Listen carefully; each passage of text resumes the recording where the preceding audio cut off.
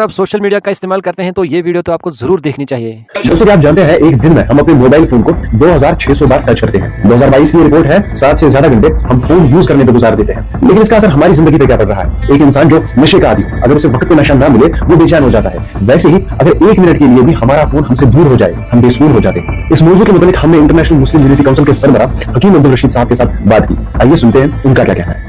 देखिए, जिस तरह कुरान मुक़द्दस में शराब के बारे में कहा गया है कि इसमें नुकसानात ज़्यादा है नफ़ा के बजाय, इसी तरह मैं समझता हूँ कि सोशल मीडिया के नफ़ा से ज़्यादा नुकसानात हैं। हमारा वक्त ज़ाया हो रहा है, हमारी अखलाकियात तबाह हो रहे हैं, हमारी नई नस्ल नई पूर्व में जो गलत रविश चल रही है इससे हमारी ज़िंदगी अजीरन बन चुकी है।